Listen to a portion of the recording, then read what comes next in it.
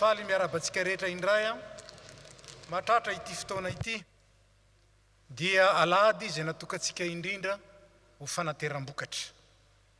Ny fanahy masin'Andriamanitra ny taridalana antsika azahoantsika mandray ny teniny, makatoa ny teniny ary miombona amin'ny fanompoana sy ny fanomezam-boninahitra azy. Dia ampitomboana amintsika rehetra ny fahasoavana sy ny fiadanana avy amin'Andriamanitra raintsika sy Jesosy Kristy Tompo. Amen. Petraka isika.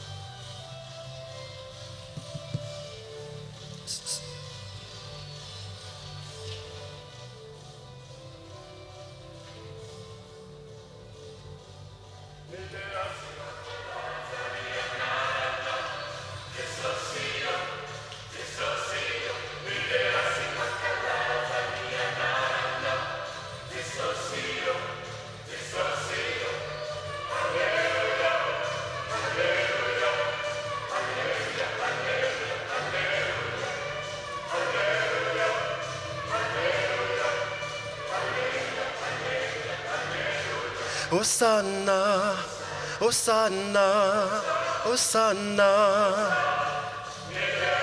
Hosanna, Hosanna, Hosanna.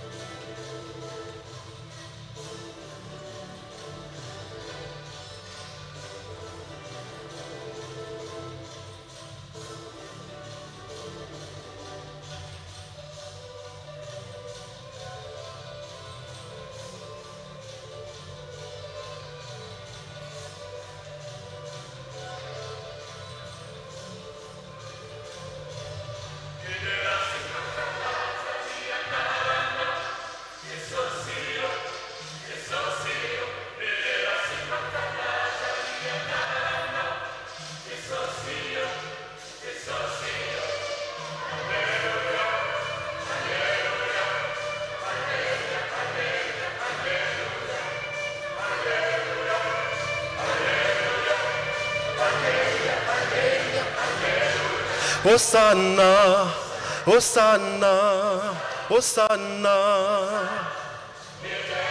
Hosanna, Hosanna, Hosanna.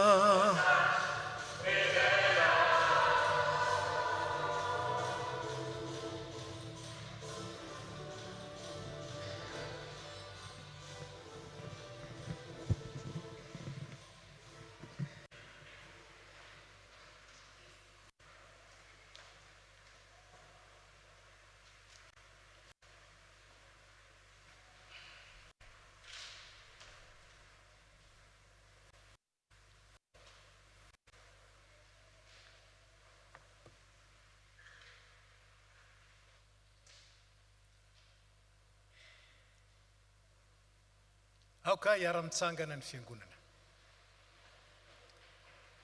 amin'ny anaran'ny ray sy ny zanaka ary ny fanahy masina ny salamo 720 no akatsika andininy vitsivitsy arak'izay hitantsika voasoratra eo amin'ny fafana hoentsika manambara sy midera ary makalaza ny tompontsika ny lanitra mitoro ny voninahitr'Andriamanitra ary ny abakabaka manambara ny asan'ny tanany ny andro samy miteny amin'ny andro mandimby azy ary ny alina samy manolo-pahalalana amin'ny alina mandimby azy tsy misy teny na fiteny nefa tsy reza feony efa nivoaka ho any amin'ny tany rehetra ny famolainany ary ny teniny dia miatra amin'ny faran'izao tontolo izao tranolay ho an'ny masoandro no nataony teo aminy ary ny masoandro dia tahaka ny papakabady mivoaka avy ao an-trano fandriany sady mifaly tahaka ny lehilahy matanjaka miazakazaka amin'ny aleny izy aoka ny tenin'ny vavaka sy ny fisainany foko samy ankasitrahany eo masonao Jehova vato lampy sy mpanavotra ahy amen.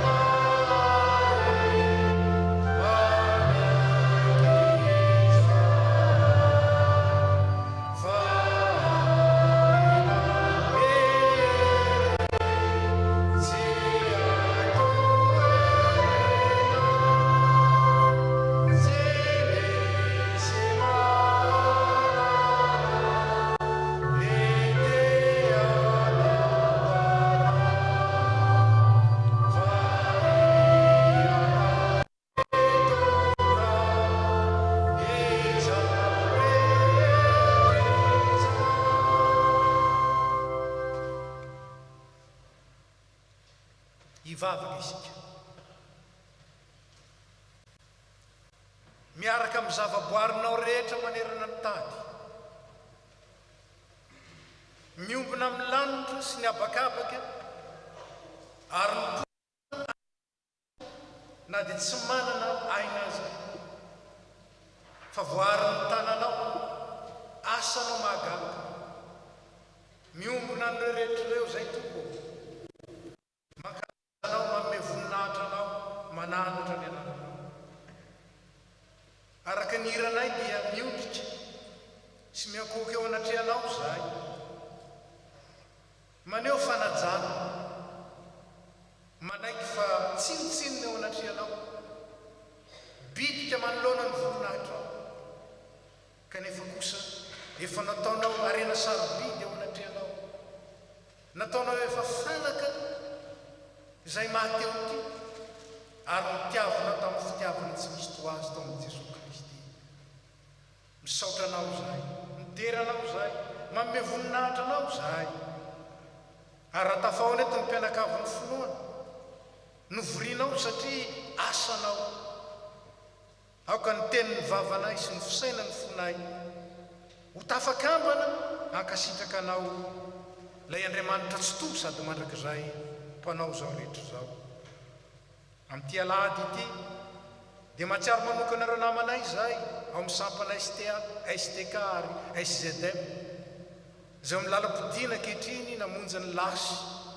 tany la grande motte omba azy ireo ianao ary ampimononao fanahy amin'izy ireo zay na dia tsy tafaraketo ary mametraka kosa ampelantananao zao fivoriana masina izao aoka ny fanatrehanao anafy hery vaovao anay indray ary anavao ny finoana indrindra ny fankalazanay anao lay mpitondranay amin'ny fahendrena sy faharetana ary fahamarinana maharitra mandrakizay dia raiso ny dera sy ny laza ny saotra sy ny aja ny voninahitra sy ny fiandrianana fa mendrika ao anao zany ary aoka ny fiadananao kosa aninika izao toerana izao sy ny fony izay rehetra miombona aminay ankehitriny minaratsoan'i Jesosy Kristy amen.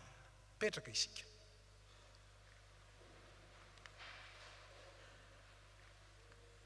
Enory havana ny sitrapon'Andriamanitra ho antsika amin'ity alahady tolakandro ity indray. Fa aoka ho mpakatoa ny teny ianareo fa aza-piainy fotsiny ihany ka mamitaka ny tenanareo ary mananatra anareo aho amin'ny anaran'i Jesosy Kristy tompontsika mba iray teny ianareo rehetra ka tsisy fisarana eo aminareo fa mba ho tafakambana tsara ianareo iray saina sy hevitra. Mitsakotsako zany tenin'Andriamanitra zany isika mijery sy mitodika ny lalana ny zorantsika mandra-pahatonga antsika eto ary asain'Andriamanitra mandiny tena manoloana ny sitrapony ataontsika ary ny hira zay efa voatondro 4:700 ny andinin'ny faharo.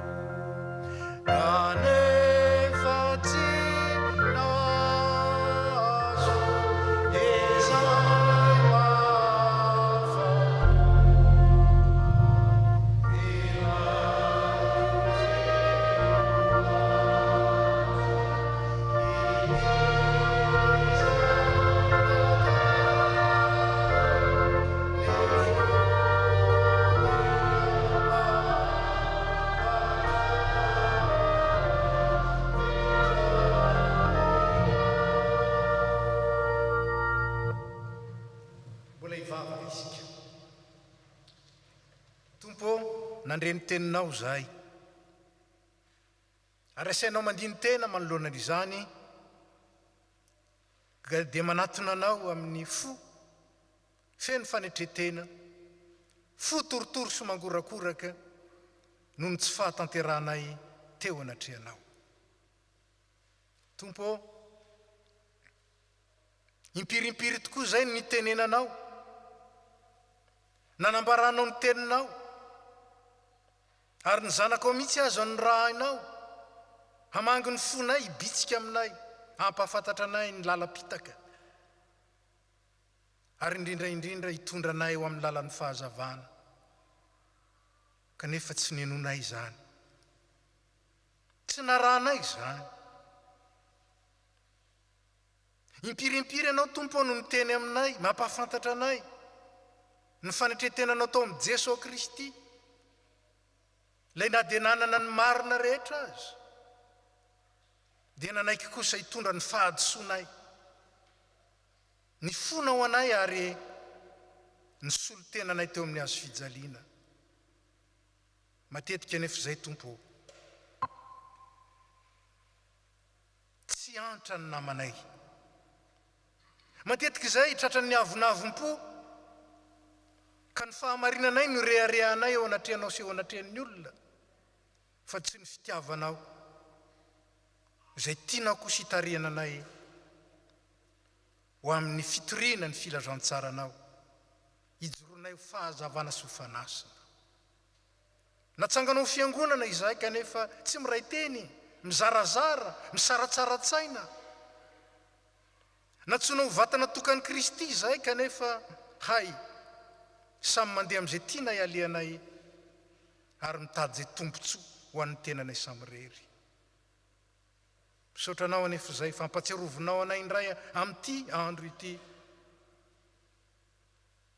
fa ny fampiraisanao anay tamin'i Jesosy Kristy dia tianao koa hampiraisana anay samy zahay azahoanay mifampitsinjo azahoanay mifanohana azahoanay mifampitantana ary azahoanay mifampitondra eo anatrehanao mba ho voninahitry ny anaranao ny firaisam-ponay misaotranao zahay fa tianay vao ny fonay indray ianao amin'ity alahady ity ka raha natateraka izao fotoanym-bokatra izao zahay daoka ny vokatry ny asanao tao amin'i Jesosy Kristy mihitsy ilay fanavaozana nentiny tamin'ny itsanganany tamin'ny maty ho ao aminay rehetra ka hahatonga anay ay anetry tena hahatonga anay tsy avonavom-po ary hahatonga anay ho fiasana mahomby eo anatrehanao manahaka ny Kristy manaraka ny Kristy ary mitory mazava ny Kristy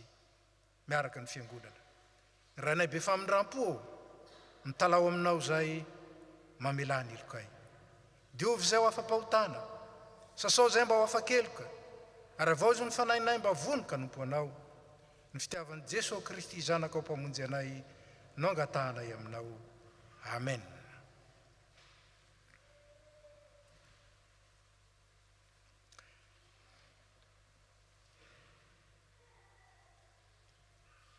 Ataontsika kosetry ny zany ny 5:700 ny 9:7 ka miara-mitsangana isika.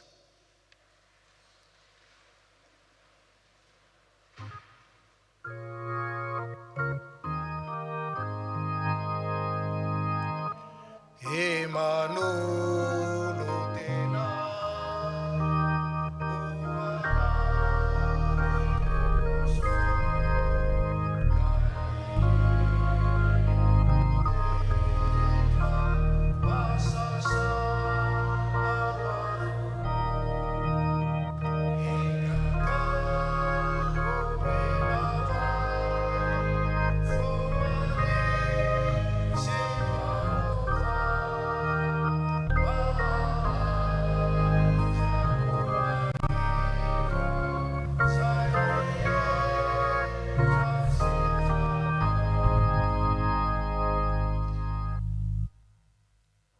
tokony Andriamantsika zay manatinatsy mba ho lavoko mihitsy izy mahery ny Andriamantsika fa mahay manadio antsika amin'ny loto rehetra eny manangana amin'ny maty aza marina ny Andriamantsika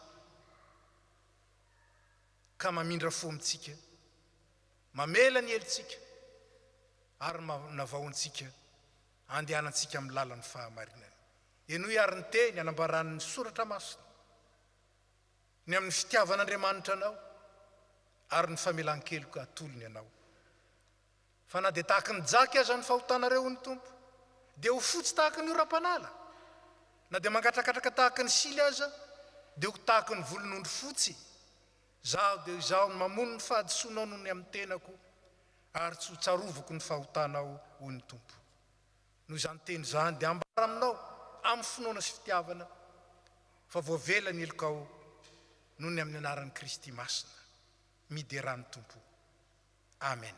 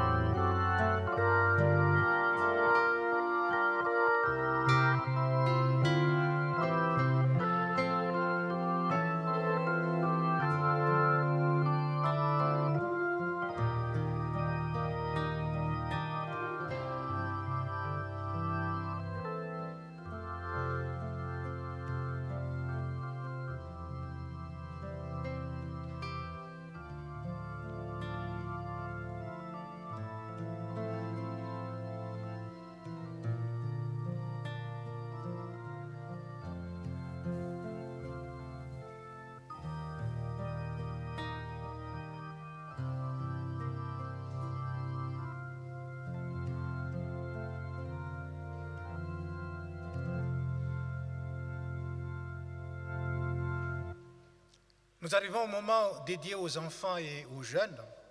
Je vous demande donc aux jeunes et aux enfants ici présents de se lever pour chanter ensemble le numéro 779, deuxième strophe.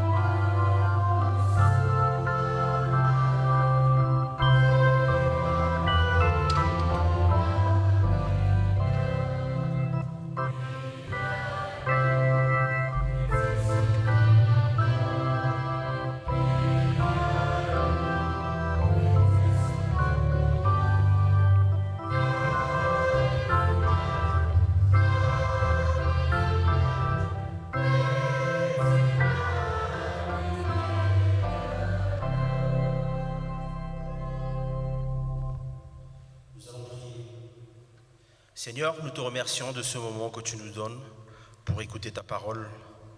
Que ton Saint-Esprit ouvre et façonne notre cœur afin que nous puissions comprendre ton message. Au nom de Jésus, Amen. Vous pouvez vous asseoir.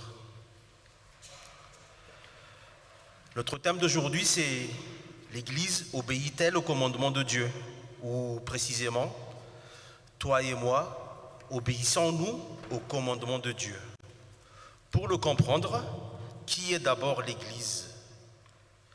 L'Église, c'est l'assemblée de ceux qui sont appelés pour être le corps de Christ et dont il est la tête, pour partager, s'encourager, s'enseigner, s'édifier les uns les autres dans la connaissance et la grâce du Seigneur Jésus-Christ. Éphésiens chapitre 1, versets 22 à 23. Et c'est quoi obéir à Dieu? C'est observer ses commandements. Ce n'est pas exécuter un ordre, mais aimer, écouter sa parole, qui est chemin de salut, de vérité et de vie. Et pourquoi obéir au commandement de Dieu? Parce qu'il nous aime d'un amour éternel, et obéir, c'est lui montrer que nous avons confiance en lui et que nous savons qu'en tant que Père, il veut le meilleur pour nous. En tant que Seigneur, il sait ce qui est mieux pour nous. En tant que Maître, il a le pouvoir d'accomplir ses projets pour nous. Et comment obéir à la volonté de Dieu? Il faut alors l'écouter avec attention pour percevoir sa voix et lui être fidèle. Et quel est le commandement le plus important? Tu aimeras le Seigneur ton Dieu de tout ton cœur, de toute ton âme et de tout ton esprit. Matthieu, chapitre 22, versets 35 à 40. En conclusion, toi et moi sommes le corps du Christ. Celui qui obéit au commandement de Dieu demeure uni à Dieu et Dieu est présent en lui. Et Dieu est content quand nous lui obéissons de tout notre cœur. On fait tout pour sa gloire. Amen.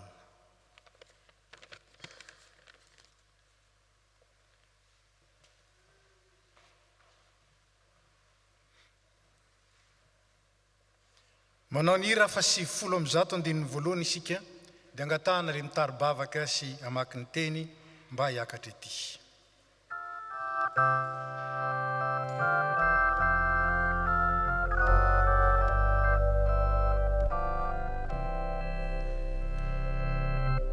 Rehefa naepanaza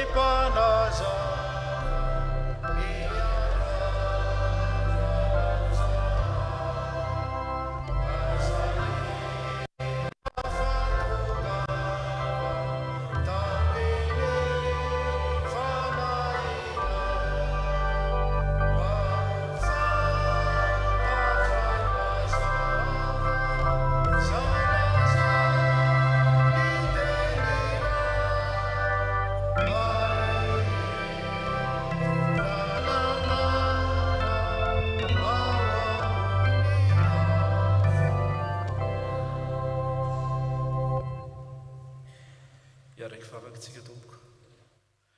Saotranao zahay Jesosy fa navelanao ny elokay ary tonga ny fotoana izay zaranao aminay ny tenin'ny soratra masinao.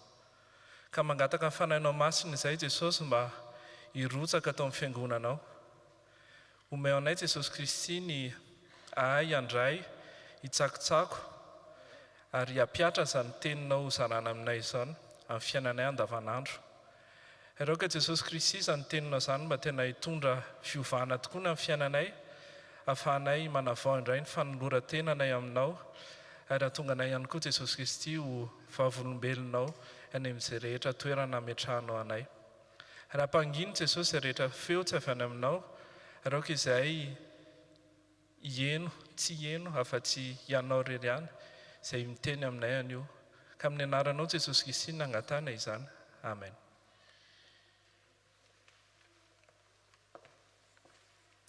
Miaraka maka ny soratra masina isika, tombokontsika izany ao amin'ny Exodosy. Exodosy toko 20, vakina ny 15 ka hatramin'ny 17. Ny dikateny ombonana no hamakitsika azy amin'ny anaran'ny Tompo. Dia nanambara ireto teny rehetra ireto tamin'ny Israelita Andriamanitra ka nanao hoe: izao no Tompo Andriamanitrao izay namoaka anao hiala tany Ejipta, toerana nandevozana anao. Aza manana andriaman-kafa ianao fa izao ihany. Aza manao saritsampy voasikotra ho anao, ampisehoanao endri-javatra izay eny amin'ny habakabaka ambony, na izay ety amin'ny tany ambany, na izay eo amin'ny rano ambanin'ny tany. Aza miankohaka eo anatrehan'ireny sampy ireny, ary aza manompo azy, satria izao Tompo Andriamanitrao dia saro-piaro amin'ny maha-Andriamanitra.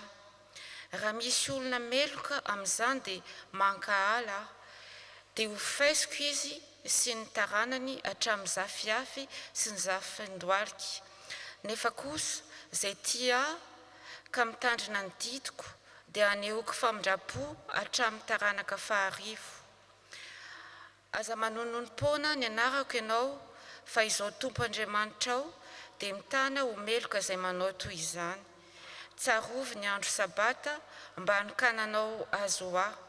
Enin'andro ny asanao sy hanaovanao ny raharanao rehetra. Fa ny andro 7 dia sabata voatokana ho ahy Tompo Andriamanitrao. Koa aza manao raharaha mihitsy amin'io andro io, na ianao na ny zanakao, na ny mpanomponao, na ny biby fiomponao, na ny vahiny izay ao an-tanànanao. Fa enin'andro no nanaovako ny lanitra sy ny tany ary ny ranomasina mba amin'izay rehetra ao aminy, dia nitsahatra aho tamin'ny andro 7. Izany nahatonga aho Tompo nitaha ny andro sabata sy nanokana azy ho ahy. Ajao ny rainao sy ny reninao mba ho maro andro iainana ianao eo amin'ny tany izay omeny Tompo Andriamanitrao ho anao. Aza mamono olona, aza manitsaka isabady na maka vaton'olona, aza mangalatra, aza homety ho favolombelona mandainga amelezana ny namanao. Aza mitsiritra izay rehetra ny namanao, na ny tranony, na ny vadiny, na ny mpanompiny, na ny ombiny, na ny borikiny. Amen.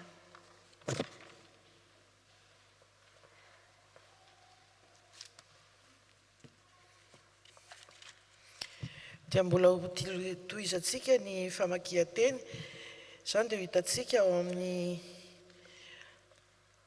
epistiliny Paul, soatan'i Paul ho an'ny Koritianina. Koritianina voalohany, 2:1. Azafady Koritianina voalohany, toko voalohany, 2:20 hatramin'ny 5:20. Koritianina voalohany, toko voalohany, 2:20 ka hatramin'ny 5:20.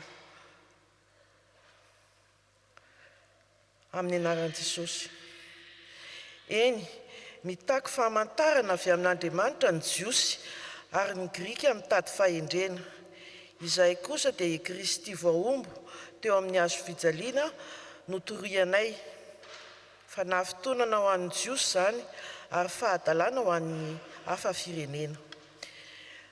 Kanefa ho an'izay voantson'Andriamanitra na Jiosy na hafa firenena dia Kristy no herin'Andriamanitra sy fahendren'Andriamanitra. satria izay toa fahadalan'Andriamanitra dia endry noho ny fahendren'olombelona, ary izay toa fahalemen'Andriamanitra dia mahery noho ny herin'olombelona.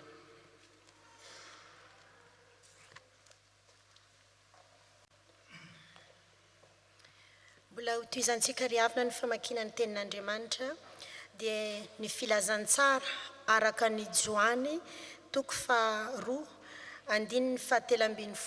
ka hatramin'ny 5:20.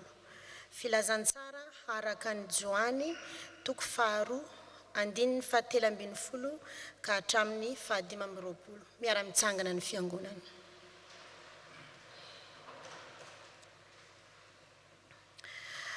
Ary efa akaiky ny pasiky ny fankalazany jiosy ka dia niakatra tany Jerosalema i Jesua, ary hitany teo an-kianjan'ny tempoly ireo mpivarotra omby sy ondra mambory mahailala ary koa ny mpanakalo vola izay nipetraka teo. Dia nanao karavasy tamin'ny tady Jesua ary nandroaka azy rehetra mba amin'ny ondry amanomby hiala teo an-kianjan'ny tempoly. Nararaky Jesua ny volan'ireo mpanakalo vola sady nazera ny latabany, ary hoy izy tamin'ireo mpivarotra vory mahailala, esory teo reo fa aza atao fivarotana ny tranony raiko. Dia tsaroany mpianatry Jesua fa izao no efa voalazany soratra masina, ny fitiavako n'ilay tranonao dia mandoro ahy toy ny afo. Tamin'izay dia niteny tamin'i Jesua ny manampahefana jiosy nanao hoe, inona ny famantarana asehonao aminay upirofo ny fahefana anaovanao an'izao. Fa nivalian'i Jesua hoe, raha vao ity tempoly ity ary ao anatin'ny 3 andro dia ajoroko indray. Ka hoy ry zareo, 47 taona izao no nanaovana ity tempoly ity, ka ianao ve no ahatafajoro azy ao anatin'ny 3 andro? Ny tempoly nolazain'i Jesua anefa dia ny tenany. Koa rehefa nitsangana velona avy tany amin'ny maty i Jesua, dia tsaroany mpianany fa voalazany izany, ka ninon'izy ireo ny soratra masina sy ny teny voalazan'i Jesua. Fony Jesua tao Jerosalema nandritra ny fankalazana ny Paska, dia maro no nino azy raha nahita ny famantarana izay nataony.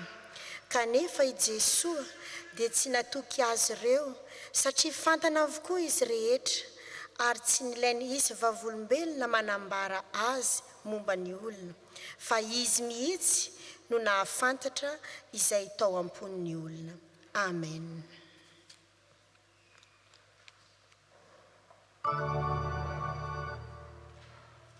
Rai masinoma namasinana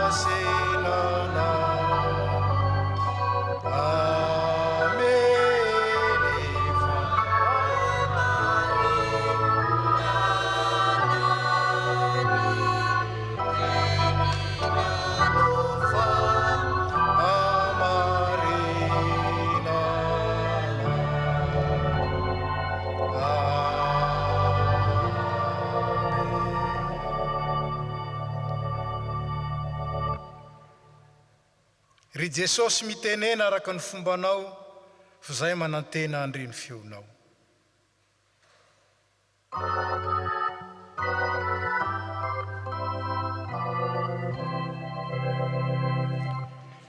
Ry Jesosy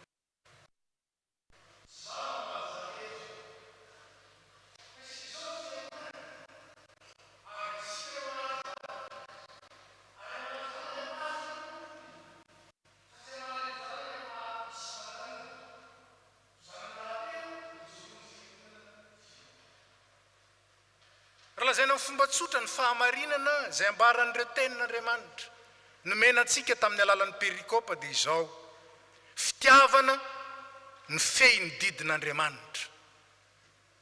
Fitiavana ny fehy ny didin'Andriamanitra.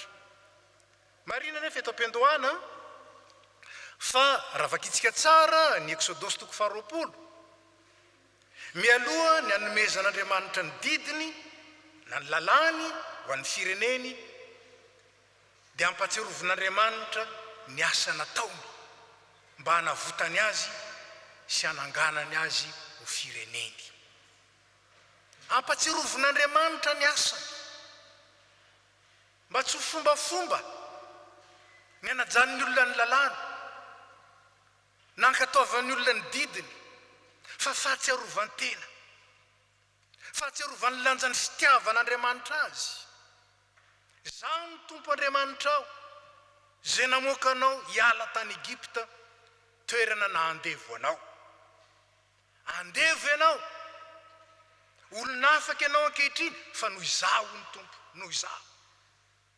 Tsapantsika ve zany, tsapan'ny fireneny ve zany? Ary zany no ahafahana mamaly ny fanontaniana hoe fanahy manahoana moa no antsika mankatoa ny didin'Andriamanitra. Fanahy manahoana? Natokan'Andriamanitra ho fireneny Israely, zany hoe natokany ho azy, tsy fampizaranana amin'iza na amin'iza. Ary ny fireneny dia tiany koa hanana azy ho Andriamanitra, ka izy irery no Andriamanina, izy irery ny mpamono sy mpitantana ary mpiantoka ny fiainany. Zany ary mba hatanteraka izany dia nomeny fitsipika ny firenena. Ny firenena tsy manana fitsipika dia tsy milamina, fa ny firenena tsy manaja fitsipika koa dia tsy milamina. Ny didi folo ny mahazatra antsika satria io no nomena tamin'ny alalan'i Mosesy. Marina nefa fa io didi folo io dia ny velabelarin'i Mosesy, ary zay ny antsoina hoe lalàn'i Mosesy. Ho didy madinika ny isa 13 sy eninjato. Misa 13 sy eninjato ny didy napetraky ny Mosesy, zay mamahava io didi folo io. Natao hoe folo moa izy dia satria folo ny isan'ny ratsan-tanana mba azahoantsika mitadidy azy. Raha nianatra nanisa fonikely dia 2, 3, 4, 5. Tsy zany indraindray voasitrika ny anaty kiraro any tsy afaka manisa ny ratsan-tongotra. Fa reto kosa azo anisan'ny didi folo. Saingy ny rantsana ho 13 sy eninjato io, fa Jesosy kosa namintina azy. Namintina azy tamin'ny lalàna roa lehibe zay tsy azo sarahana nefa miavaka tsara. Tiavan'i Jehovah Andriamanitra ao ary tiavan'ny namanao. Hoy izy hoe mitovy ireo. Ny faharoa zay mitovy amin'ny ihany, zay tian'Andriamanitra dia tia ny namany, ary zay tia ny namany dia tian'Andriamanitra. Ry havana,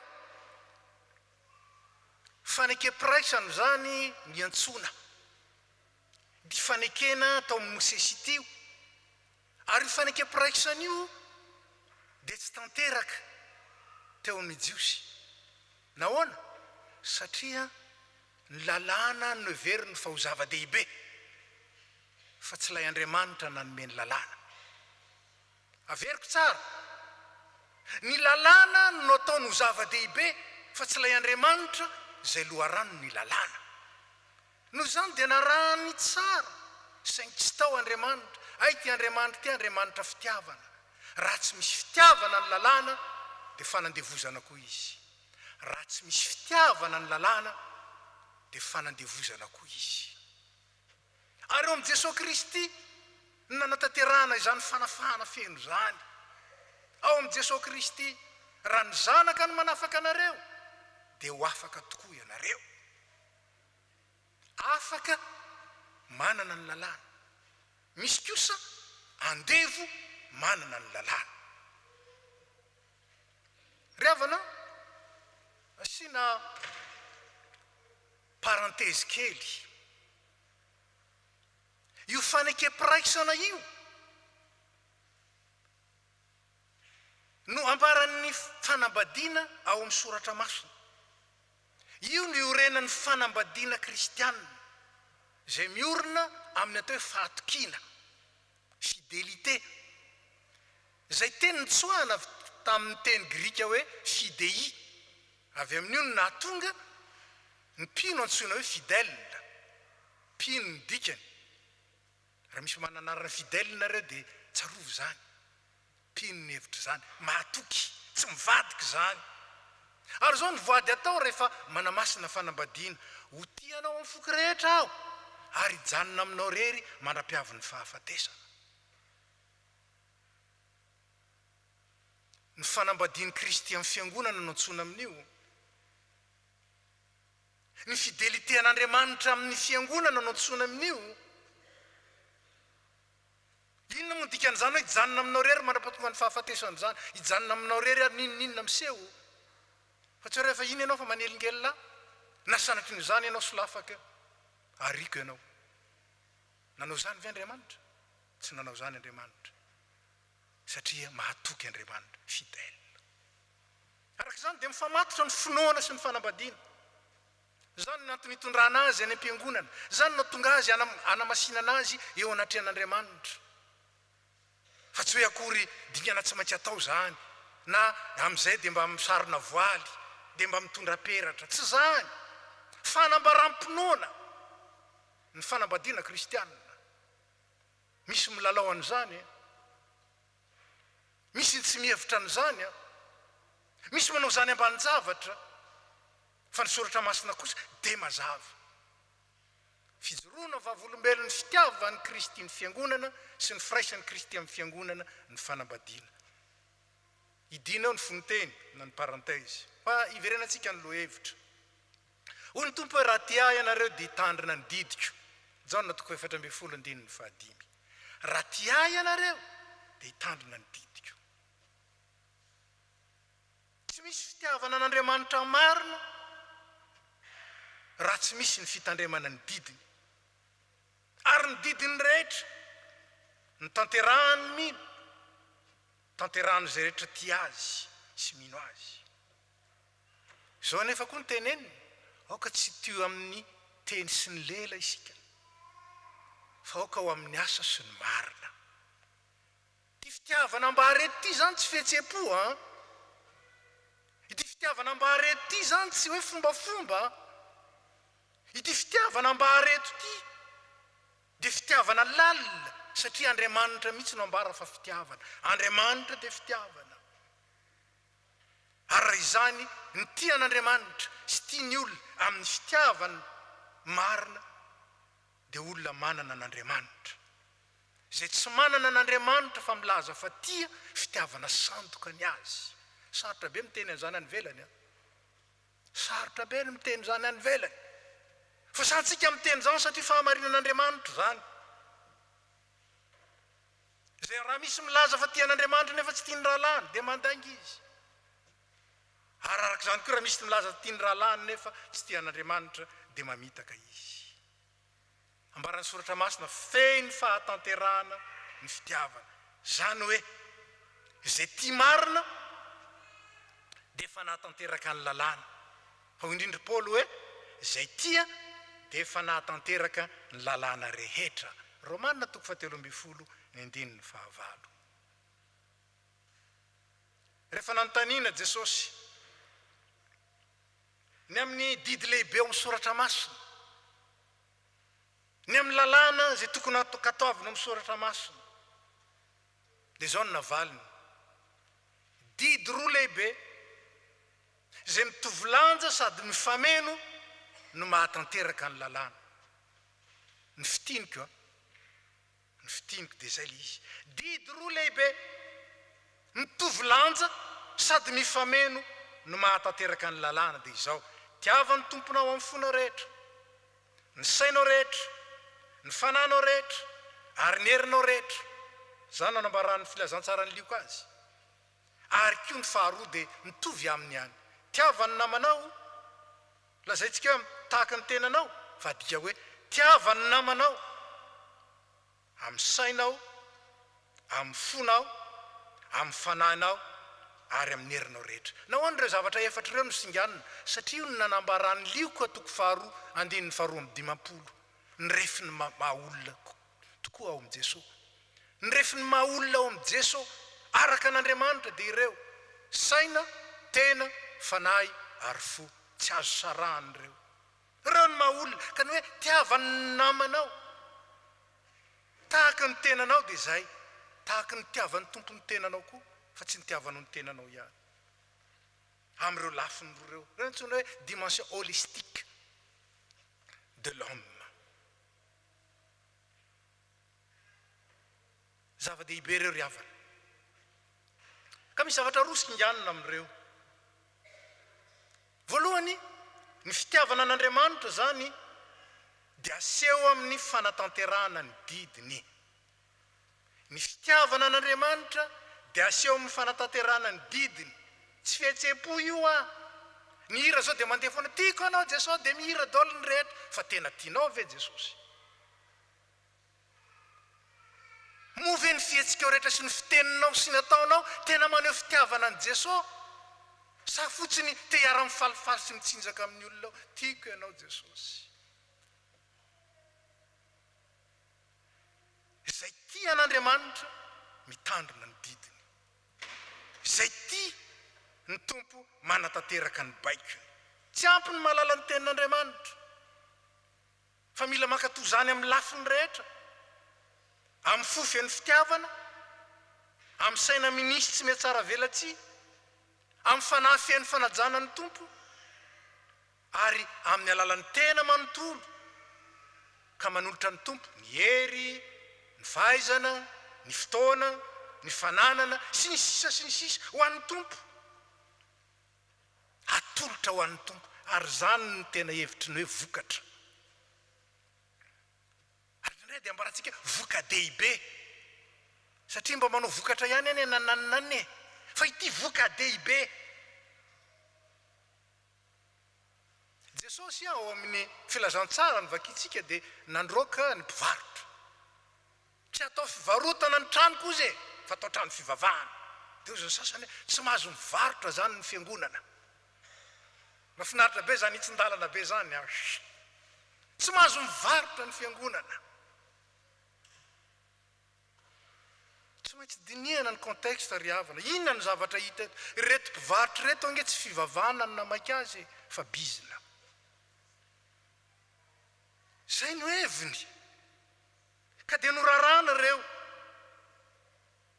Fa raha manao vokatra kosa ny fiangonana, raha manao vokatra ny sampana, endrika iray ampisehony fa ny fahaizany manao tao zavatra, ny fahaizany manao sakafo, dia tolono an'Andriamanitra koa. Zany no heviny, fa tsy bizina.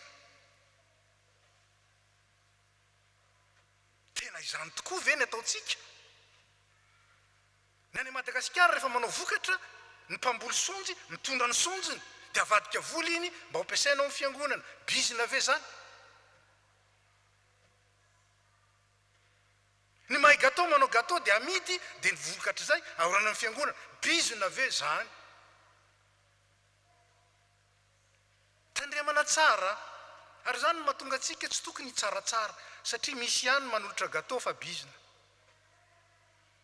Ary misy kosa ny manolotra gato fa tena ho an'Andriamanitra, aza mitsara. Fa raha diso ny fitsaranao, tsarain'Andriamanitra diso koa ianao. Zay no ambarana ny soratra masina.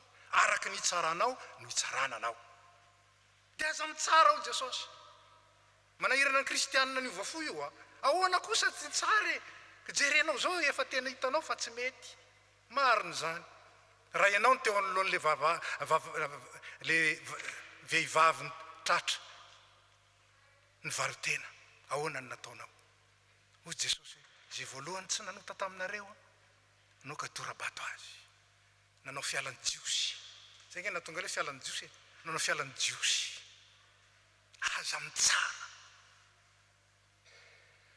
Zava-dehibe io amin'ny mahafiangonana ny fiangonana, satria io fampitsarana tsarana io no mampizarazara ny fiangonana, mampitsitokotoko ny olona. retiny tokony zao, retiny tokony zao, retiny tokony zao, tsy miseho tsony le fiangonan'Andriamanitra. Fa manjary ny tsirairay eo amin'ny heverany maizy azy, izany no miseho. Ry havana, ny vokatra iverenantsika ny loha-hevitra dia lafin-javatra iray anehoanao fa ny fahaizanao tao-javatra, ny fahaizanao sakafo, ny vokatry ny asanao, ny vokatry ny herim-ponao, zay mety avadika eo vola, ny tosiky ny fanan'Andriamanitra manery anao hitory sy hijoro vavolombelony asan'Andriamanitra sy ny fitiavany, reo nanehoanao ny fanoratenanao, asehonao amin'ny alalan'izany vokatra izany. Tsy mijery ohatrinona nataony ranona, ny nianina kosa mba ahoana, ny nataonao, ny fahatsiarovan-tenanao ataovy ary misaoran'Andriamanitra amin'izany. So mijery an'ilay anankiray misaotra anao Tompo, fa za mba afaka nanome be fa jereo ngeny an'io hoe zavatra kely io fotsiny nomeny. Fiangonana mankatony didin'Andriamanitra. Ary inona lazainy tenin'Andriamanitra? Ianareo zay malemy, meteza anarina, meteza ampianarina, meteza hitombo. Ary ianareo zay matanjam-pinoana, aza mijery ny malemy finoana hitsaranareo ny eritreriny, aza mitsara. Zany nge mba raha soratra masina e. Tsy maintsy ianarantsika zany. Fa zany mampiorina ny fiangonana, ny solidarité ny fiangonana dia tsy solidarité zay miseho anatin'ny fiarana tsikombakomba amin'ny ratsy, fa kosa ao amin'ny fizorana, ao amin'ny lalan'ny filazantsara, fa tsy tonga hitadiny marina ho ny tompo fa ny mpanota ibebaka. Ao am-piangonanao dia misy karazana mpanota anankiroa zay mifakahala. Mifakahala. Ny anankiray za le mpanota be mihitsy, tsy ilana azy mihitsy e. Ka olombelona kosa ve tsy mba hanota e? Dia satria olombelona ihany tsy maintsy manota dia manota. Dia tohizana ihany misy tenin'le anankiray zay hoe mpiviady ve tsy ady e, dia tohizy ihany ny adinareo.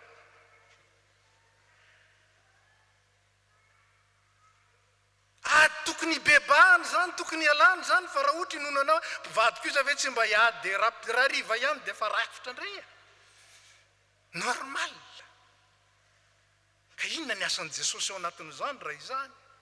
Zay ny anankiray. Ary ny anankiray indray mety tsara ny azo famijerijery eo ny reto, tsisy mandeha amin'ny laoniny mihitsy any zany e. Inona fotsiny ny ataon'ireo am-piangonanao? Reo ve dia kristianina dia mitsarisika dia manameloka ny lohan'ny fotoana. Manameloka mialohan'ny fotoana. Ity Paoly ity nge raha tsy mbola nanalo teo amin'ny lalan'ny Damaskosy ka ny elony ny andra izy. Elony ny andra amin'ity Saoly ity raha mbola tsy tonga teo amin'ny lalan'ny Damaskosy izy. Fa maharopo Andriamanitra, maharopo Andriamanitra. Araka izany ry havana, ny fitiavana an'Andriamanitra asehontsika. Asehontsika ho setry ny fitiavany antsika. Aseho amin'ny endrika hita maso, aseho amin'ny fankatoavana azy, ary zany no tena isehon'ny finoana. Zany misehon'ny finoana. Tian'Andriamanitra aho, aoka asehoko amin'ny hita maso zany. Fa ny fitiavana koa dia fitiavana ny namana. Ary ny fitiavana ny namana araka ny voalazako teo, fitiavany namanao tahaka ny tenanao. Iza nge ianao no amely tena eo e? Iza no amely tena io? Miaro tena ny betsaka. Raha mba tenenke ianao ohatra zao la meilleure défense c'est l'attaque ozy ny sasany dia vao mainka andray aza sesetsiny fa rehefa mitsara be ny olona izy dia mba tsara amin'izy zany rehefa mitsara. Tsy ry havana. Mpampianatra moa dia nanondro antsika hoe rehefa manondro olona ianao dia zao fanondro ray manondro an'le olona, fanondro ray manameloko an'Andriamanitra, fa ny anankitelo manondro anao. Aza mitsara. Aoka hitsara tena hoy Paoly apôstôly, aoka hitsara tena, aoka handiny tena. Araoko zany fandiniteny zany nojorotsika ho fiangonana, ka hatonga ny fijeritsika sy ny fahitantsika ny sasany anontany tena, inona kosa no anjarako amin'ireny? Inona no anjarako amin'ireny? Mba 4 minitra nge ianao nivavaka ho an'le olona tena manahirana anao indrindra. 4 minitra. 4 minitra ianao nivavaka an'le olona mahasosotra anao indrindra. rehefa ranona nefa ny marana, rehefa ranona nefa ny sahirana, rehefa ranona andao hivavaka tsika, andao hivavaka. Tiava ny fahavalonao, mivavao an'izay manenjika anao. Raha mpivavaka reny olona manenjika reny a, miova ny tantara, miova ny tantara. Ny fitiavana ny namana ry havana dia aseho amin'ny lafiny rehetra. Na ara-tsainy zany, mihevitra ny momba azy. Ara-batany zany, mitsinjo manampy azy, ara-pitaovana, ara-pananana, ara-pahasalamana, ara-piainana andavanandro, ara-pitiavana koa zany, tsy mitady ny azo izy, fa manao ny namany mihoatra noho ny tena. Ara-panahy koa, tsy mijery ny vetivety ihany fa mikendry ny mandrakizay ho an'ny namana. Ry havana, raha manatanteraka ny vinatra amin'ny fiangonana isika, dia satria tsika mitsinjo koa ny hafa. Ary lazaiko hoe hafa eto dia tsy sika zao ihany, tsy sika zao ihany. Raha inontsika fa hanampy ny tompo isanandro ny olombonjena, ary miasa amin'izany amin'ity fiangonana ity ny tompo. Resy lahatra zany ary toriko aminareo zany. 7 taona ny naty eto amin'ity fiangonana ity ahy. Ho feno 7 amin'ity, zao no hitako. Tian'Andriamanitra ity fiangonana ity. Tiany Jesosy ity fiangonana ity. Ary iasan'i Jesosy ity fiangonana ity. 7 taona lasa zay 50 tsika ny miangona rehefa lahady. Fandraisano zany a. 20 mahery kely eo rehefa lahady tsotra. Matsiaro an'izany angamba ireo zay efa ela teto.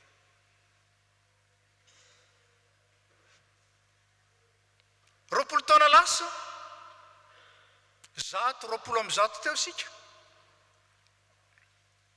10 taona lasa 200 sika. Ankehitriny mihoatra ny 50 sy 200 sika isaky ny alahady. Manodididina an'izany eo raha tsy 300 azy. Misy 90 zao ny namantsika lasany a Montpellier any. Tsika eto efa mahatratra 50 sy 200. Azontsika moa zany. Nefa mbola misy namana any, mbola misy sakay zany, misy mbola mpiray trano amintsika any. Tsy tonga eto.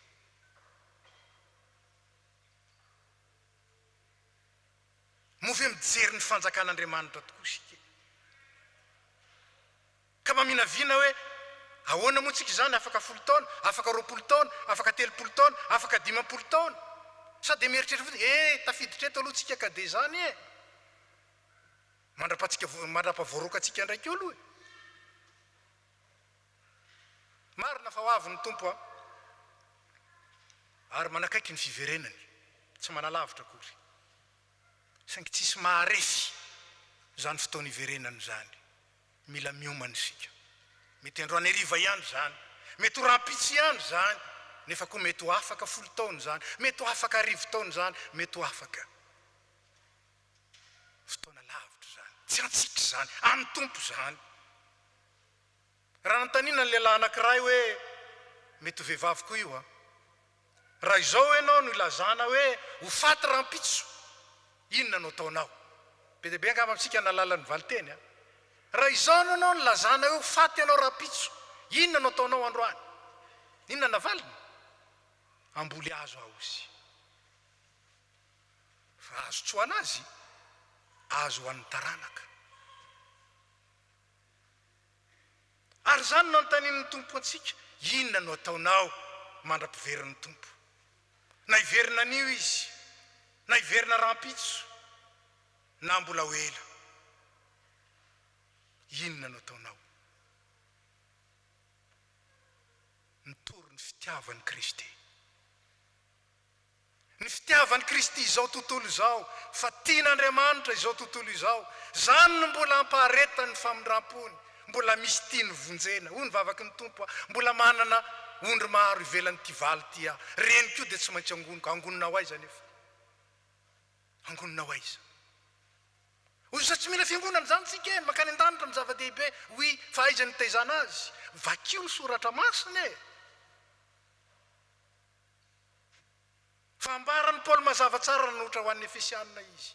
Fa ao amin'ny fiangonana no anangonana, ampianarana, hitaizana, anofanana, ary anompon'ny olona, mba hatonga azo lahy lehibe sy vehivavy lehibe mahatratry ny ohatra ny fahafenon'ny Kristy.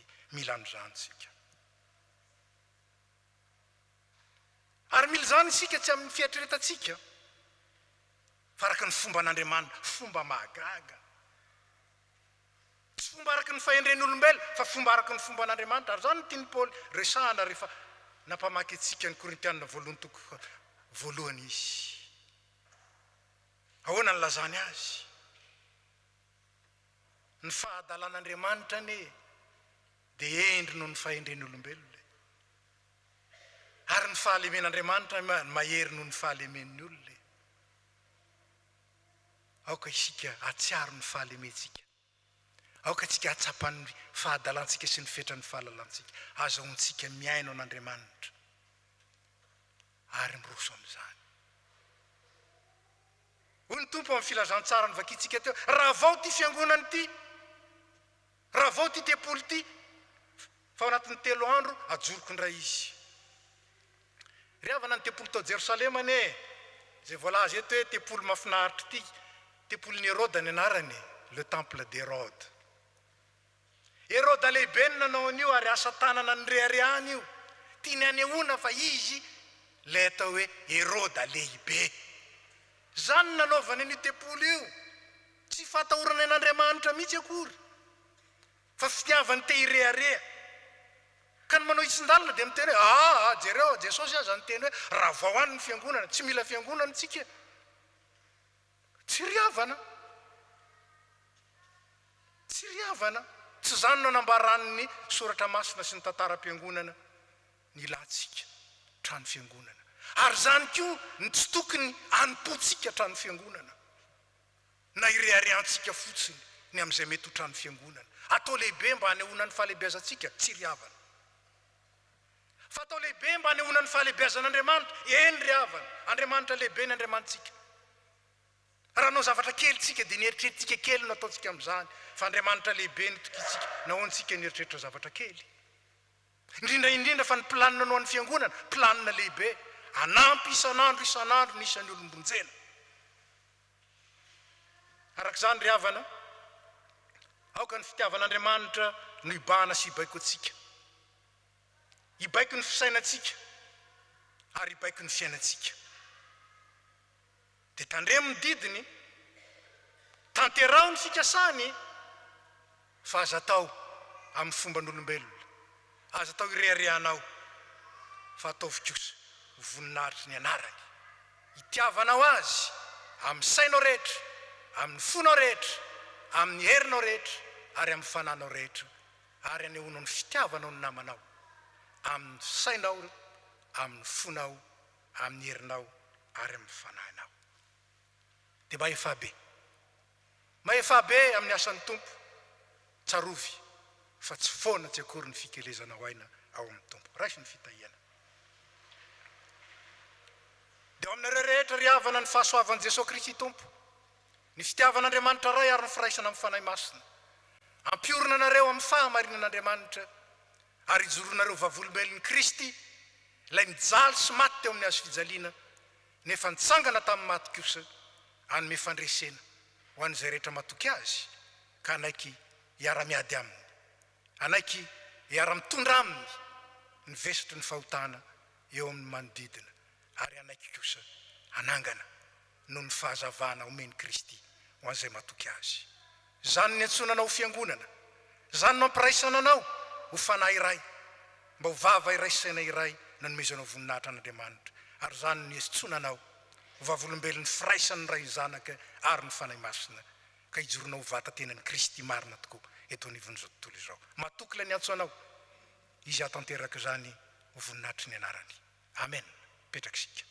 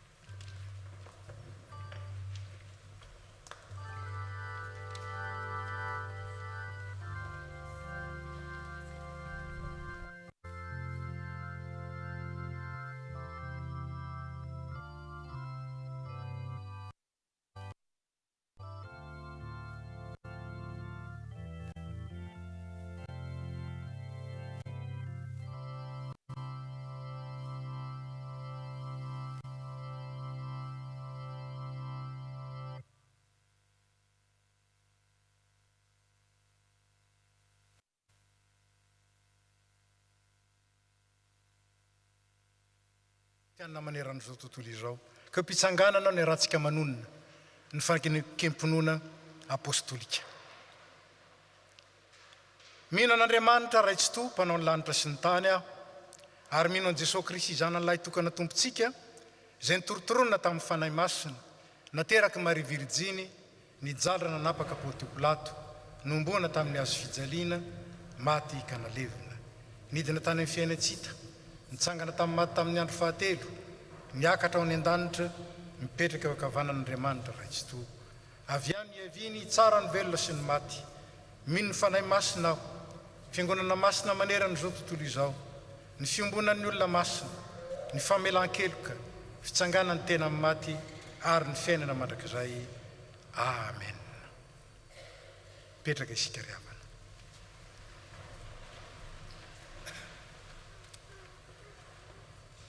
Izao dia antson'ny tompo isika ho amin'ny firaisan-databatra aminy.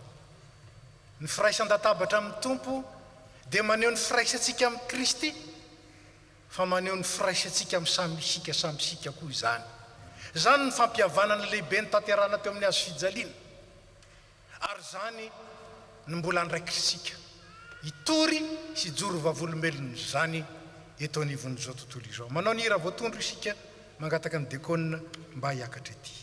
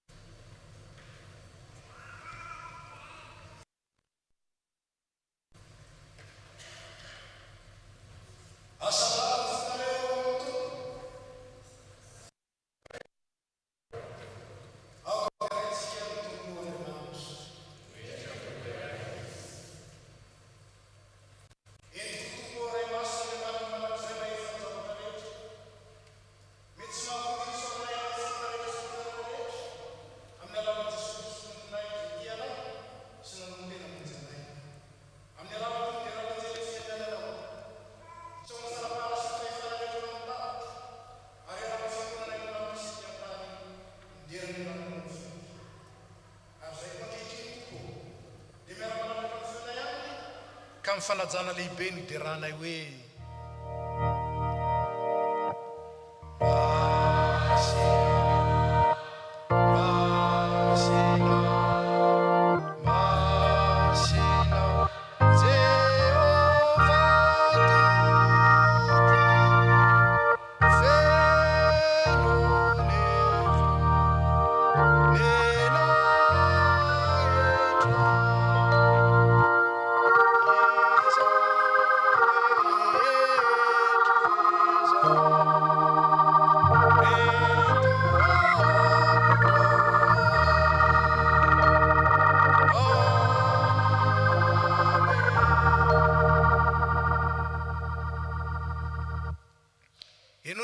teny voasoratra ny apôstôly masina mitantarany fanasan'ny tompo voalohany zay mbola ankalazaintsika ary mbola isitrantsika mandrakakehitriny. Jesosy Kristy tompontsika tamin'ny alina izy namadiana azy dia nandray mofo. Ary efa nisaotra izy dia nivakiny ka hoy izy, raiso, ano, tia ny tenako izay omenao anareo, zao nataovy ho fahatserovana. Dia toy izany koa ny kapoaka rehefa ninana dia hoy izy, misotro amin'ny tia nareo rehetra, fa itiny amin'ny rako. Dia na mifanekerana vaovao izay alatsaka ho an'ny rehetra famelan-keloka. Ko na ovinana misotro ianareo, zao natao ho fahatserovana. Ka dia misaorany ray, izay nampamendrika antsika ananjara amin'ny lovan'ny olona masina eo amin'ny mazava. Amen. Petraka ny fiangonana. Ry kristianina malala, aoka isika atsiaro an' Jesosy Kristy tompontsika. Zay maty nisolo antsika, nitsangana tamin'ny maty ho fanamarinana antsika, dia fanampihavanana izay nampihavanana antsika ary natolotra Andriamanitra antsika maimaim-poana izany. Kaoka isika ara-misaotra sy hivavaka. Misaotra anao izay ry Andriamanitra ranay tompon'ny lanitra sy ny tany, fa noho ny famindramponao aminay mpanota manitra dia nomenao ny zanakao lahy tokana mba tsy ho very izay rehetra mino azy fa hanana fiainana mandrakizay. Rainay izay ny an-danitro, ndreto izay manao teo anatrehanao ny fahatserovana ny fahatongavany zanakao olona, ny fijaliany sy ny fahafatesany, fitsanganany tamin'ny maty ary ny fifonany mandrakizay ho anay ka dia miandry sy mitalao ny fiverenany izahay.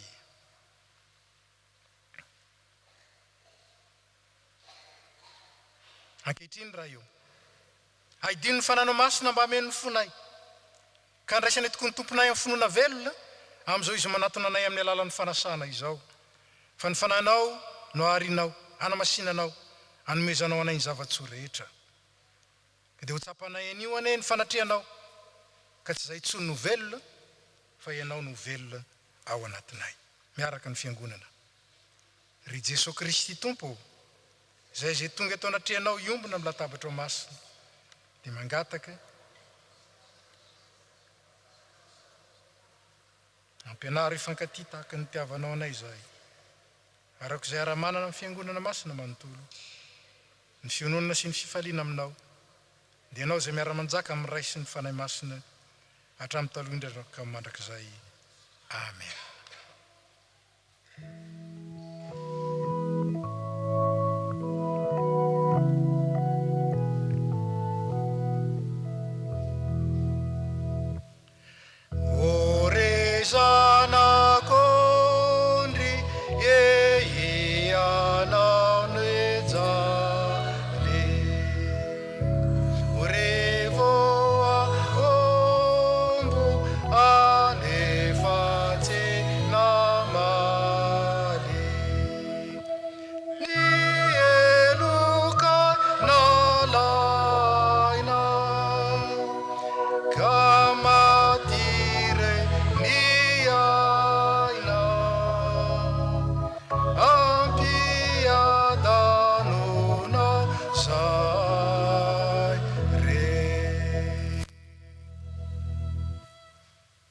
Efa nampiraisin'Andriamanitra tao amin'ny Jesosy Kristy isika, zany no mahazanak'Andriamanitra atsika, ary zany koa no ahafahantsika miara-manonina ilay vavaka nampianariny zanaka lahy tokan'Andriamanitra atsika manao hoe, rainay ô zay any an-danitra, ho masinina ane ny anaranao, ho tonga ane ny fanjakanao, atao ane ny sitraponao, ety an-tany ho tahaka ny any an-danitra.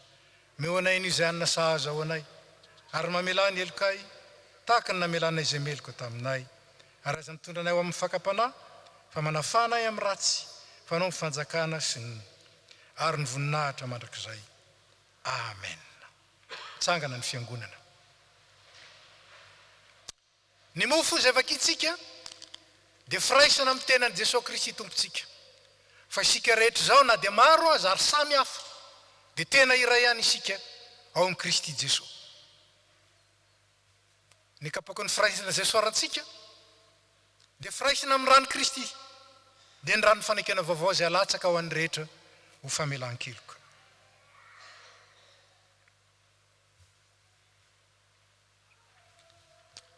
Indro mijoro ambaravarana ho ny tompoka mandondona, raha misy olona mihain'ny feo ka mamony varavarana dia hiditra ao an-tranony ka hiara-misakafo aminy ary izy hiara-misakafo aminy koa. Avia efa voavoatra avokoa zao ny zavatra rehetra hoy ny tompo. Mahazo mipetraka ny tsy mpandray fanasan'ny tompo. Eo mpanaovana ny hira fa 5:20 isika dia zaraina ny mofo sy ny kapoka.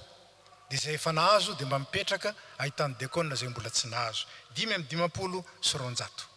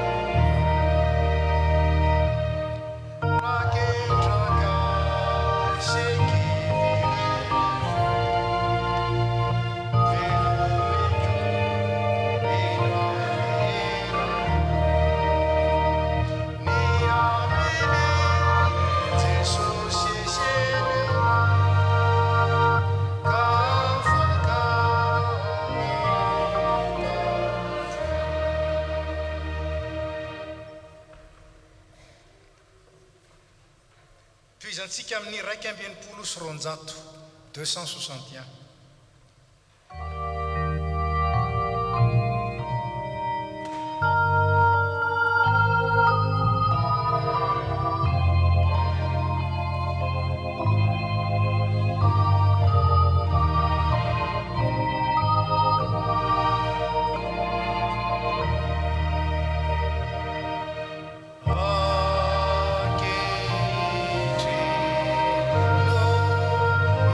Senhor.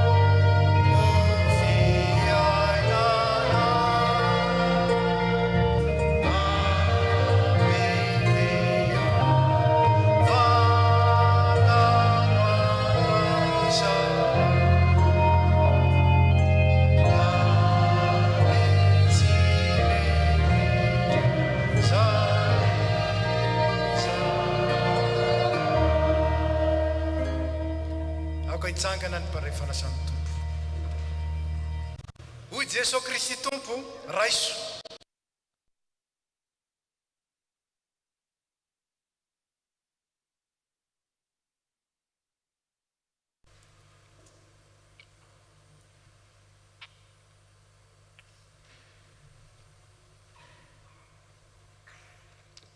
Hoy koa Jesosy Kristy tompo, sotronareo rehetra ity fa ity no rako, dia ny amin'ny fanekena vaovao izay alatsaka ho an'ny rehetra ho famelan-keloka. Izao no ataovy ho fahatsiarovana.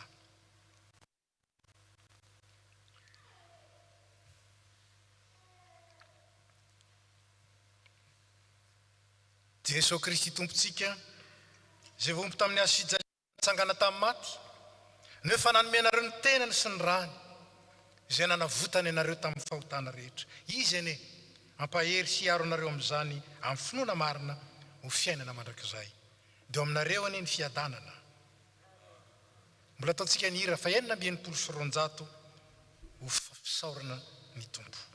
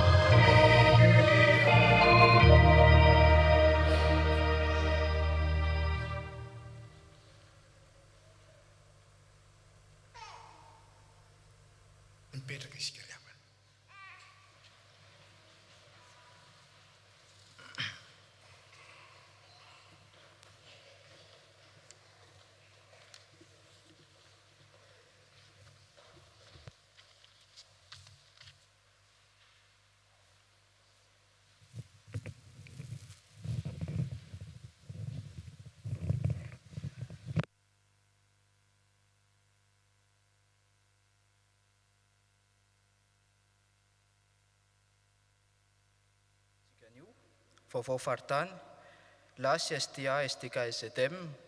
Ny sampana STA, STK, SZM dia nanatrika ny lasy ny sampana eto anivon'ny faritany, tany Montpellier nanomboka omaly, ary ny farana andriano atoandro. Aladiny V3e fatsanina, toy izany koa no nandidiny tompo, fa izay mitoro ny filazantsara dia azo ivelomana amin'ny filazantsara. Koritianina voalohany toko fahasivy ny andiny 410. Ny alady fa 7 martsa no natokana ho aladiny V3e fatsanina. Amin'izany fotoana izany no hitondrantsika mbavaka sy hanohanantsika ny tetika sapitandrina matianina eto anivon'ny faritany Atsimandrefana. Izy valopo zaraina ary anentanana antsika mpianakavin'ny finoana hanome izay fotsika ho fambandrosoana ny fitoriana ny filazantsara eto anivon'ny faritany. Misaotra antsika mitrotro ambavaka ary manaiky ampitiavana ny mpiara-miasa amin'Andriamanitra amin'ny alalan'ny fanoroantenantsika. Ho antsika kosa izay anotrina ny fametrahan'ny mpitandrina matianina ny Clermont-Ferrand amin'io andro io, dia isy ny valopo io zaraina amin'ny herinany anio afa-tsika manohana izany finy izany. Fiantsona Zakabe fatsanina sy Jobily fisotrondronoiny ny mpitandrina mpandrindra ny fatsanina Charles Rakotondramanana.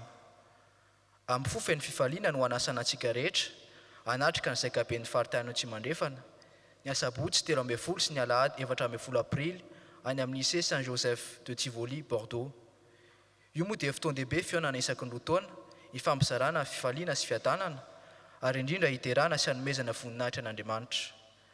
Mandritra ny fanampom-pivavahana famaranana ny Zakabe, dia isy ny fotoana atokantsika hisaorana ny mpitandrina mpandrindra Charles Rakotondramanana mianakavy, izay andeha sotro ronono afaka volana vitsy. Ny lohahevitra amin'izany Zakabe izany dia araik'izay hita amin'ny Romanina toko 10 ny andiny 9, ka mba iray foy ianareo hiara-manome voninahitra an'Andriamanitra raha in Jesosy Kristy tompontsika. Ny lohahevitra ho an'ny Jobily dia hita amin'ny Korintana voalohany 10:10 fa ny fahasoavan'Andriamanitra no natoy izao ahy ary tsy foana ny fahasoavany ato amiko.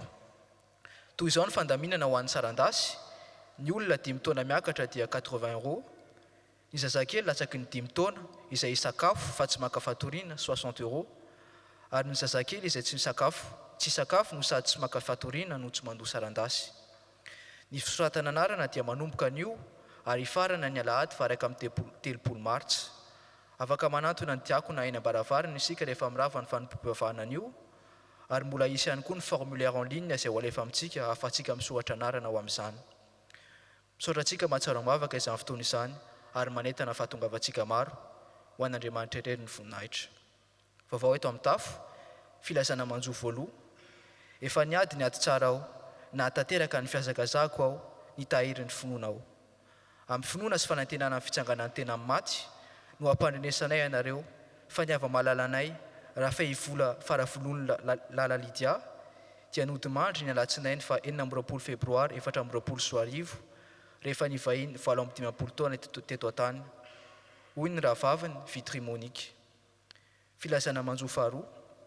Misaora ny Jehovah ary fanankio, ary izay rehetra atao anatiko misaora ny anarany masina. Isaoranay Andriamanitra nanome anay any mama Ravelona Nahary Edme Bebesoa nandritra ny 7 taona izay natsoiny ody any aminy ny talata 17 febroary 2024, hoy ny raitapo aminy pasteur Andriamampianina Désiré Mianakavy. Ny famangina ny fianakaviana Rakotondrena Roland Sylvie sy pasteur Andriamampianina Désiré Mianakavy izay samy namoy mpiraitapo dia ho tanterahiny ny alahady 10 Martsa heriny anio. Sampanatily. Ny Sampanatily dia maneho fisaorana feno ho an'ny fiangonana sy ny komity ary ny USPMA tonga nanotrina ny famaranana ny lasin'ny komity mpivondronana natao tany Lafort sady fankalazana voalohany ny tsingeritaona 15 taona naterahan'ny fikambanana. Misaotra anareo tonga maro ary mangataka vavaka sy manome fotoana sady amin'ny 13 Jona ho avy izao izay evony fankalazana raha sitrapon'Andriamanitra. Mampandrehany koa ny Sampanatily fa nandefa mpiandraikitra telo mianakavy teny miravavy nanatrika ny fiofanana nasionaly ny mpiandraikitra tily izay natao tany Chanoposta nandritra n'izao farany herinandro izao. Sambana vehivavy kristianina, miambena anareo tomoera tsara amin'ny finoana aoka idombanda maherezy izay rehetra ataonareo dia atovy amin'ny fitiavana. Ny sambana vehivavy kristianina dia faly manasa antsika fiangonana amin'ny isan-taonany ny 5 sy 10 Martsa ho avy izao izay miompana amin'ny lohahevitra hoe miorena tsara amin'ny finoana. Toy izao ny fandaharana ny asabotsy 7 Martsa amin'ny rora sasany any amin'ny Vieux Temple, isy ny horonan-tsary arahana fampianarana sy fanakalozana ataon'ny mpitandrina Elisy Andriamiandra, karaoke evanjelika ary fanalana etaeta agape. Marina fa isy ny fitatazan-dakitra amin'ny fotoana io ho fanohanana ny asany sampana. Ny alahady 10 Martsa amin'ny 10 ora sasany ao amin'ny Vieux Temple dia fanompoam-pivavahana famaranana ny isan-taona. Izy vokatra loaka amin'ny fotoana io ary marina fa androany no farafisoratana anarana amin'izany fa mandriana izany ka alaina amin'ny lahady heriny anio. 8 € ny vidin'ny barquette iray izay hitantsika loaka 3 karazany, na hena kisoa sy anana, na manchon de canard sy fangarony, na akoho sy fangarony. Koa manentana antsika ho tonga maro hiaraka hitera sy ankalazan'ny tompo. Sampana feon'ny mazava. Donne-lui ce que ton cœur donne-lui et que ton cœur ne lui donne point à regret, car à cause de cela, l'Éternel ton Dieu te bénira dans tous tes travaux et dans toutes tes entreprises. La chorale Feon Mazav est heureuse de vous annoncer leur voucage de cette année, les empanadas parties. Pour cette année, nous vous proposons 2 choix salés et 2 choix sucrés. Du côté salé, empanadas viande hachée et empanadas poulet poivron. Et du côté sucré, empanadas pommes spéculoos et empanadas poivre au chocolat. Les empanadas sont vendues par lot de 5 pour un montant de 10 €. Comme habituellement, vous aurez la possibilité de récupérer vos commandes lors du culte de Pâques, le 31 mars, ou le dimanche suivant, le 7 avril. Vous pouvez dès à présent vous approcher du stand à la sortie du culte pour passer votre commande. Si vous souhaitez plus d'informations, vous pouvez contacter Mira Rassoun Zatouf, dont le numéro s'affiche sur l'écran. Nous vous espérons vous voir nombreux. Soyez bénis. Misy ny étude biblique ny talata 10 Martsa amin'ny alalan'ny Zoom amin'ny 7 ora sasany ary mitoy ihany koa ny permanence ampitandrina ny talata amin'ny 10 ora maraina ka hatramin'ny 4 ora tolakandro tsy miato, ary ny alakamisy manomboka amin'ny 10 ora ka hatramin'ny 12 ora atoandro. Ny tompon'anjara amin'ny fanadiovana trano fiangonana anio dia ny SVK sy ny SLK. Toy izao indray ary ny diarintsika manaraka: ny alahady 10 martsa fanompoam-pivavahana famarana ny isan-taonan'ny SVK amin'ny 10 ora sasany any amin'ny Vieux Temple, ary ny alahady 17 martsa fanompoam-pivavahana hitondranam-bavaka ny V3e Fatsanina amin'ny 10 ora sasany any amin'ny Vieux Temple. Marihana moa fa amin'ny rakitra Revieux dia isy ny vokatra izay afaka atao en ligne, carte bancaire izany, dia misy QR code izay ho affiché eto Revieux, dia mba nafaingana ny fotoana dia afaka tsy milaritra tsika fa scanner an'izay fotsiny ho azy havanana amin'ny teknôlôjia. Dia misoratsika ny aritratra amin'ny farany ho an'Andriamanitra irery ny voninahitra.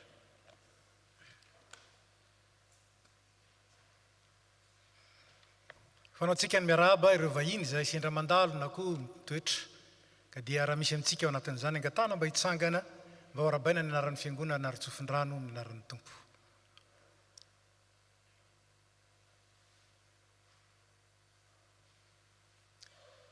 Dia faly zay miarahaba anao ary mandray anao tonga soa eto amin'ny FPMA Toulouse. Raha mitodika any aminao zay dia te hiteny amin'ny alalan'ny fijerinay hoe tonga soa. Ka dia faly indrindra zay tamina nekenao hiaraka aminay eto niombona tamin'izao fanompoam-pivavahana zao, ka dia mitsodrano anao zay. Ny tompony atateraka soa ny antony nahatongavanao eto, ary mbola hitantana anao na aiza na aiza, androtsaka ny fahasoavany, ny fiadanany ary ny anjara tokony ho an'ny zanany rehetra. Ary dia tsarovo fa viny anao mandalo eto, misy toerana ho anao eto amin'ny FPMA Toulouse. Dia mirary soa indrindra tompoko, misaotra mahazo mipetraka ianao. Fanaontsika koa amin'ny alahady voalohany amin'ny volana tahaka izao ny miarahaba manokana ireo zokiolona izay natratra ny tsingeritaona naterahany tamin'iny volana febroary iny. Misy anankiray izy io, izy ireo dia Rakotonirina Joséphine. Tsy eto izy raha tsy diso kanefa manaraka antsika amin'ny alalan'ny fifandraisan-davitra. Ka dia faly zay miarahaba anao, natratra ny tsingeritaona naterahanao, ary indrindra te hirary soa. Ny fifaliana iombonana dia ny fifaliana noho ny mahiray ihany ny tompontsika izay mitantana anao ary mitantana ny fiainana koa. Ka dia mirary soa indrindra anao zay ny tompon'ny fahasoavana androtsaka be deaibe ny fahasoavany aminao mandrakariva ho tratry ny ela indrindra, ary indrindra ho feno ny fiadanany isan'andro. Indra aminay ny teny ao amin'ny Isaia 9:7 ampaherezana anao. Ny tenin'ny tompo zany: na dia mandra-pahantotrareo aza, hoy ny tompo, dia tsy miova. Mandra-pahafotsy volonareo, zany ihany ny sahirana mitondra, zaho no nanao, zaho no hitrotro, eny izaho no hitondra sy hanafaka. Tsarovo zany ka mahereza ianao. Zany teny zany noentinay mampahery sy mizara indrindra ny fifalianay aminao ary ny fantananao amin'ny ho avy, ary dia mbola hivavaka ao anao ny fiangonana. Hivavaka sika. Tompo misaotra anao zay noho ny amin'ny zokinay, ray aman-dreninay, izay nitehirizinao, nitantaninao ary natratra ny tsingeritaona naterahan'ny ray tamin'iny volana lasa iny.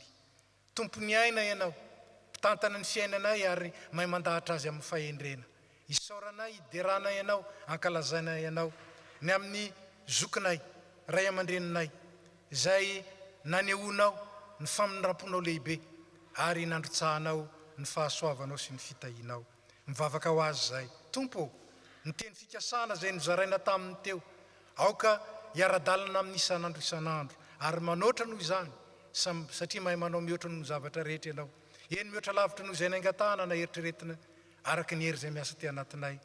Tompo, ianao no atanteraka amin'izany mpanomponao zany, izay tokony ho anjarany avy aminao, lay Andriamanitra mahefa ny zavatra rehetra. Dia derainay ianao, ankalazainay ianao, isaoranay ny voninahitra ao. Naratsoan'i Kristy. Amen. Dia mirary soa anao ny fiangonana manontolo. Farany dia tonga amin'ny minitra ny trano isika. Fatatsika moa fa anisan'ny ezaka lehibe izay iombonantsika ary anetsehan'ny tompo antsika ity ezaka any amin'ny trano ity. Lehibe ho iasa satria Andriamanitra dia mbola te hiasa. Ary Andriamanitra dia mbola te hanatanteraka ny fanangonana, ny fitaizana, ary indrindra ny fanabeazana antsika hitombo amin'ny alalan'ny fanompoana eto amin'ity fiangonana ity. Ka dia amporosiantsika amin'izany ezaka lehibe zany. Satria ezaka hoentsika manome voninahitra an'Andriamanitra, fa indrindra ezaka hitsinjovantsika ny rampitso sy ny taranaka. Satria ny olon'Andriamanitra dia misainana zany. Andriamanitra aza ny sainana zany. Raha namaky an'ilay lalàna teo sika dia mahita hoe ny fitahian'Andriamanitra dia ataony amin'ny taranaka fara mandimby.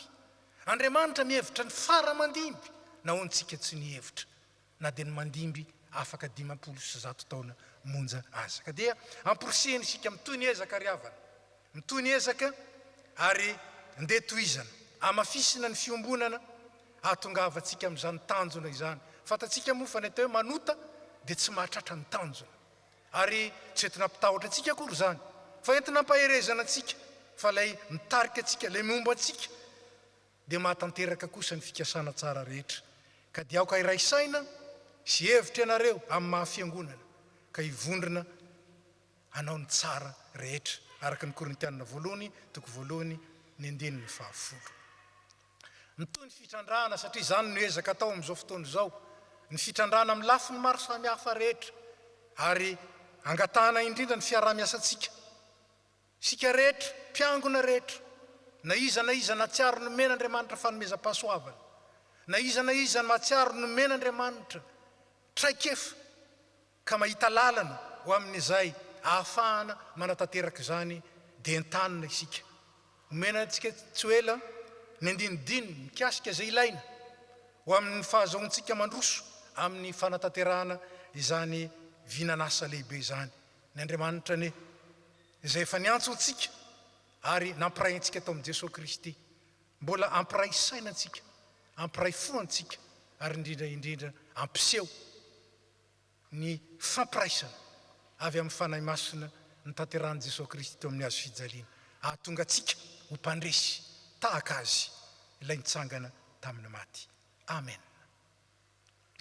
Dia tonga amin'ny fotoanan'ny vokatra sy ny fanatitra sika izao ry havana. Fotoanan'ny vokatra anio araka izany dia misy ny panier connecté izay hijoro ery amin'ny ankavanana, androtsahantsika izay nivonina ao amin'ny carte bancaire.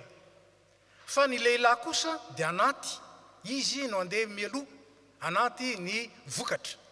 Avy eo ny vehivavy manaraka azy, manaty kosa ny rakitra.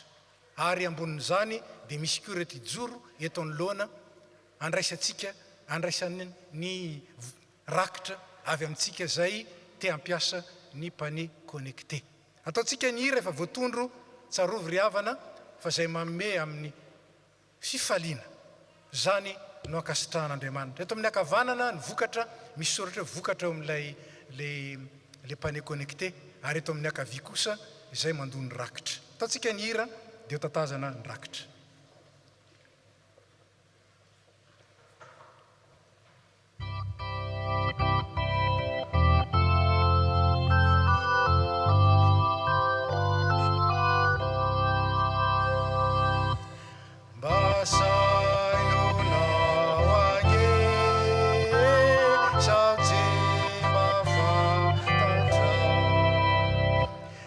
Zava de ibe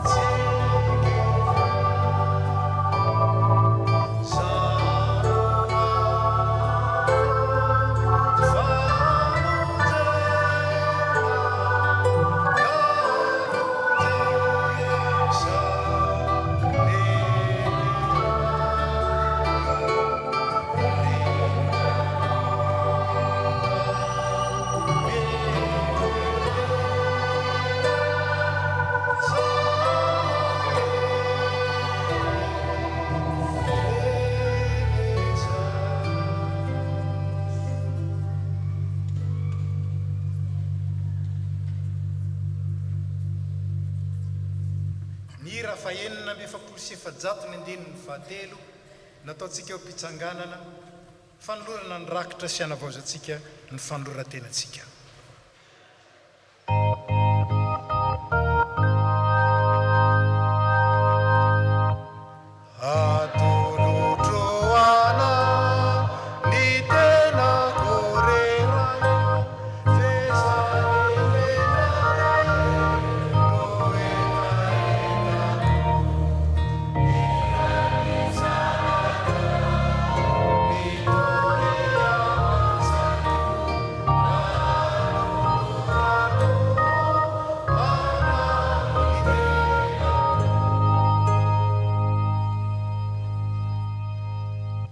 Petraka isika.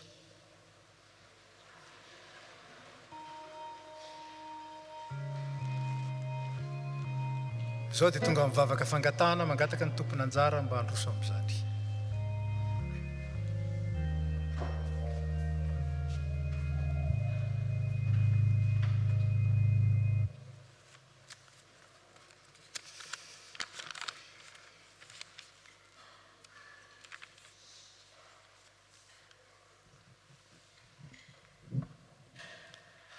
Sika ivavaka.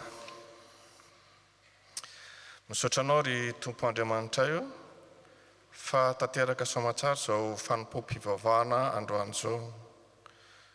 Misaotra anao zay Tompo noho ny nanasanao anay teo amin'ny latabatra masina, nahafahanay nanavao ny fosy fanahinay indray ka namelanao ny elokay sy namelanay izay meloka taminay. Misaotra anao satria afaka miatrika ety herinandro vaovao ity indray amin'ny fosy fanavaovoatra izahay.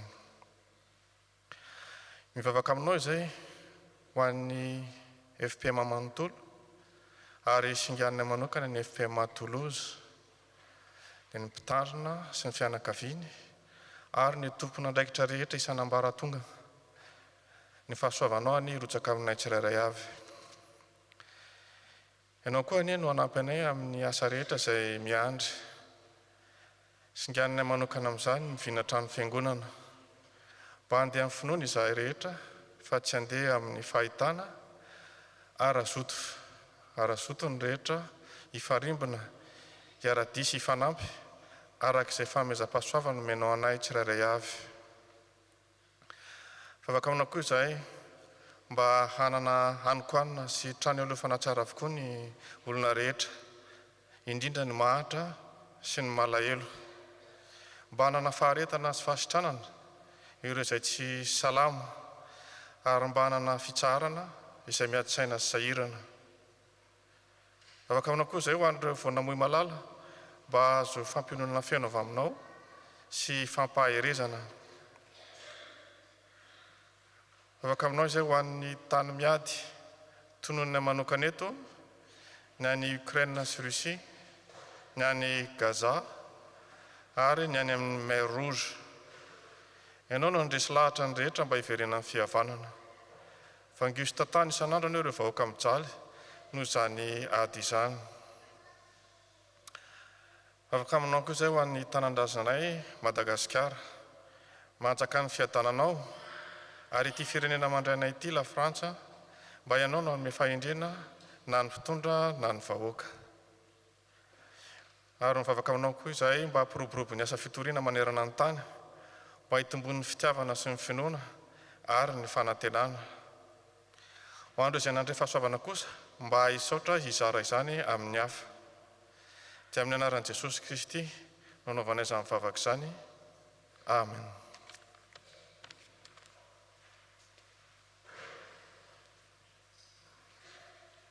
Misaotra an'Andriamanitra isika natateraka izao fotoam-pivavahana izao ary afaka natateraka koa ny vokatra.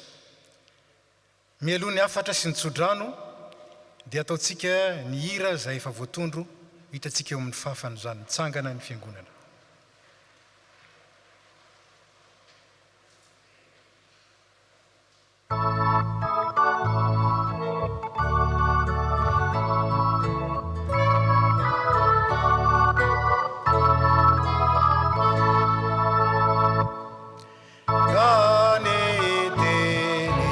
Rena yani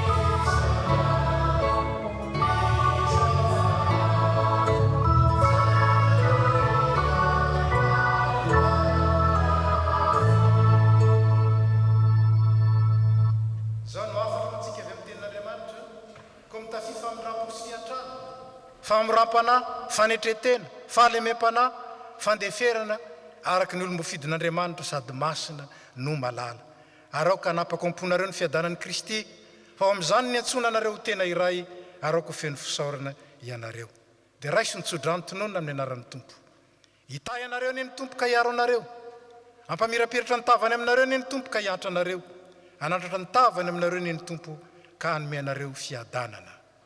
Amen.